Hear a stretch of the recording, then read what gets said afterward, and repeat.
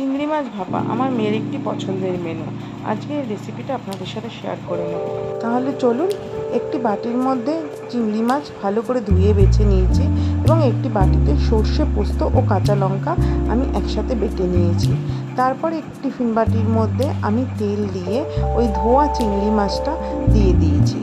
এরপর একটি বাটি, যে বাটিতে আমি পোস্ত বেটে রেখেছিলাম, তার মধ্যে নুন, হলুদ দিয়ে আমি ভালোভাবে সেই পোস্তটাকে মিশিয়ে নিয়েছি এবং সেটি মেশানোর পর আমি সেটি টিফিন বক্সের চিংড়ি মাছের মধ্যে দিয়ে দিয়েছি।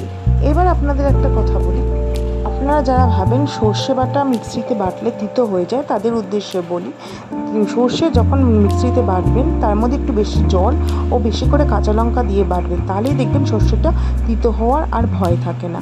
তো তার মধ্যে আমি একটু ঝাল বেশি খাই বলে এর মধ্যে কাঁচা লঙ্কা দিয়ে নিয়েছি, আপনারা চাইলে নাও দিতে পারেন, ও একটু নারকেল কোড়া দিয়েছি। আপনারা নারকেল কোড়া অনেকে পেটের সমস্যার জন্য দিতে চায় না, তো আপনারা চাইলে এটাকে স্কিপ করে যেতে পারেন। এরপর এর মধ্যে আমি সর্ষের তেল দিয়ে নিয়েছি। সর্ষের তেল দেওয়া হয়ে গেলে টিফিন বক্সের মুখটা আমি ভালো করে আটকে নিয়েছি। তারপর একটি কড়াইতে কিছুটা জল দিয়ে আমি টিফিন বক্সটা বসিয়ে দিয়ে রেখে দিয়েছি। কিছুক্ষণ পর হয়ে গেলে আমি টিফিন বক্সটাকে নামিয়ে নিয়ে গরম গরম চিংড়ি ভাপা পরিবেশন করলাম।